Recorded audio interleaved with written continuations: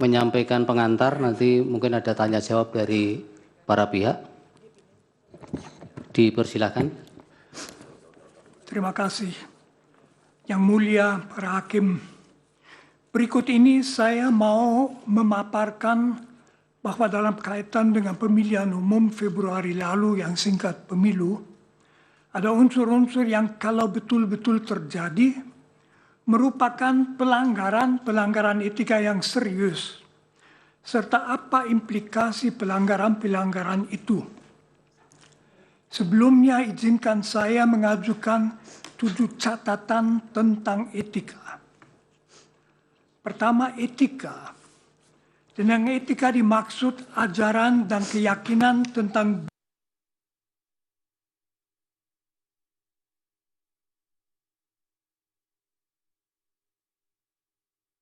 bedakan manusia dari binatang. Binatang hanya mengikuti naluri-naluri alamiah, tetapi manusia sadar bahwa nalurinya hanya boleh diikuti apabila baik dan bukan tidak baik. Apakah seseorang itu baik atau buruk diukur dari apakah ia hidup secara etis atau tidak. 2. Hukum.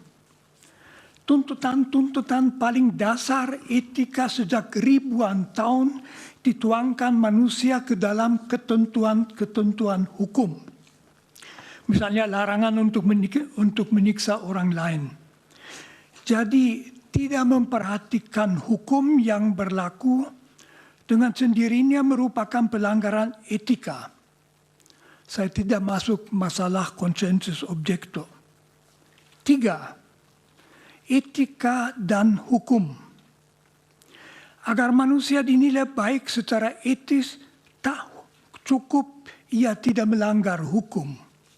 Etika menuntut lebih, yaitu agar manusia selalu juga apabila tidak ada ketentuan hukum, harus berbaik hati, jujur, caring, bersedia memaafkan, adil, bertanggung jawab, dan seterusnya. 4. Etika dan penguasa.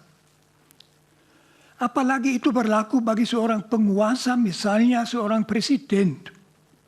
Tak cukup asal ia tidak melanggar hukum. Dari seorang presiden dituntut lebih. Presiden begitu berkuasa, ia bisa memberi perintah menentukan keselamatan dan kegagalan hidup dan mati seseorang. Agar kita mempercayakan diri ke tangan orang yang begitu berkuasa, agar kita merasa aman dengan dia, seorang presiden harus membuktikan diri sebagai orang yang baik, berwawasan kebangsaan, bijaksana, jujur, adil. Dari seorang penguasa tertinggi harus dituntut standar etika yang tinggi. 5. Etika dan presiden. Presiden adalah penguasa atas seluruh masyarakat. Oleh karena itu ada hal yang khusus yang dituntut daripadanya dari sudut etika.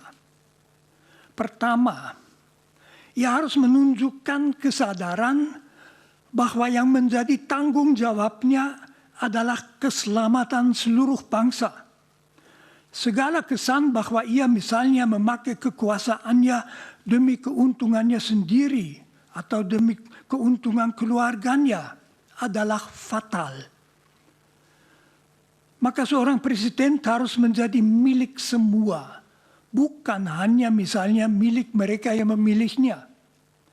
Kalaupun ia misalnya berasal dari satu partai, begitu ia menjadi presiden, segenap tindakannya harus demi keselamatan semua.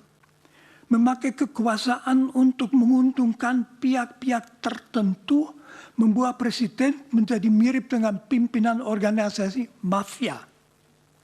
Di sini dapat diingatkan bahwa wawasan etis Presiden Indonesia dirumuskan dengan bagus dalam pembukaan Undang-Undang Dasar 1945. 6. Etika dan pemilu. Yang sekurang-kurangnya dituntut dari sudut dari suatu pemilu secara etis, tentu juga secara hukum, adalah agar seluruh prosesnya, persiapannya, pelaksanaannya, serta pemastian hasilnya menjamin bahwa setiap warga dapat memilih apa yang mau dipilihnya, serta bahwa hasil pemilu memang persis apa yang dipilih oleh para pemilihnya sendiri. 7. Kegawatan pelanggaran etika. Filosof Immanuel Kant memperlihatkan bahwa masyarakat akan menaati pemerintah dengan senang apabila pemerintah bertindak atas dasar hukum yang berlaku dan hukum yang berlaku adalah adil dan bijaksana. Apabila penguasa bertindak tidak atas dasar hukum dan tidak demi kepentingan seluruh masyarakat, melainkan memakai kuasanya untuk menguntungkan kelompok, kawan, keluarganya sendiri, motivasi masyarakat untuk menaati hukum akan hilang. Akibatnya hidup dalam masyarakat tidak lagi aman. Negara hukum akan merosot menjadi negara kekuasaan dan mirip dengan wilayah kekuasaan sebuah mafia. Sekarang saya ke bagian pelanggaran etika dalam kaitan dengan pemilu 2024. Pertama, pendaftaran Gibran Raka Buming Raka sebagai calon wakil presiden oleh Komisi Pemilihan Umum. Pendaftaran saudara Gibran sebagai cawapres oleh Dewan Kehormatan Penyelenggaraan Pemilu dinilai pelanggaran etika berat. Karena pendaftaran itu dilakukan meskipun Majelis Kehormatan Mahkamah Konstitusi menetapkan keputusan Mahkamah Konstitusi yang memungkinkannya sebagai pelanggaran etika yang berat. Sudah jelas, mendasarkan diri pada suatu keputusan yang diambil dengan pelanggaran etika yang berat merupakan pelanggaran etika berat sendiri. Penetapan seseorang sebagai calon wakil presiden yang dimungkinkan secara hukum hanya dengan suatu pelanggaran etika berat juga merupakan pelanggaran etika berat. 2. Keberpihakan presiden dan misuse of power. Presiden boleh saja memberitahu bahwa ia mengharapkan salah satu calon menang. Tetapi begitu ia memakai kedudukannya, kekuasaannya untuk memberi petunjuk pada ASN, polisi militer, dan lain-lain untuk mendukung salah satu paslon, serta memakai kas negara untuk membiayai perjalanan-perjalanan dalam rangka memberi dukungan kepada paslon itu, ia secara berat melanggar tuntutan etika bahwa ia tanpa membeda-bedakan adalah presiden semua warga negara termasuk semua politisi. 3. Nepotisme. Kalau seorang presiden memakai kekuasaan yang diberikan kepadanya oleh bangsanya untuk menguntungkan keluarganya sendiri, itu amat memalukan. Karena membuktikan bahwa ia tidak mempunyai wawasan seorang presiden, hidupku 100% demi rakyatku, melainkan hanya memikirkan diri sendiri dan keluarganya. 4. Pembagian bantuan sosial. Bansos bukan milik presiden, melainkan milik bangsa Indonesia yang pembagiannya menjadi tanggung jawab kementerian yang bersangkutan dan ada aturan pembagiannya.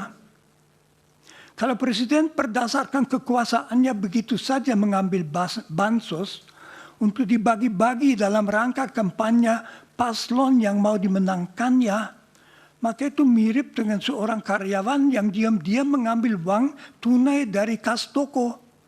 Jadi itu pencurian, ya pelanggaran etika.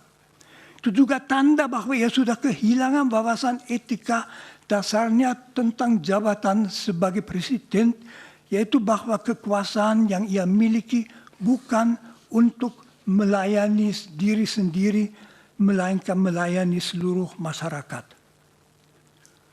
5 dan terakhir, manipulasi-manipulasi dalam proses pemilu yang jelas. Kalau proses pemilu dimanipulasi itu merupakan pelanggaran etika berat karena merupakan pembongkaran hakikat demokrasi. Misalnya kalau waktu untuk memilih diubah atau perhitungan suara dilakukan dengan cara yang tidak semestinya. Praktek semacam itu memungkinkan kecurangan terjadi yang sama dengan sabotase pemilihan rakyat, jadi suatu pelanggaran etika yang berat. Terima kasih. Terima kasih, Pak Romo. Dari kuasa hukum pemohon ada yang Kami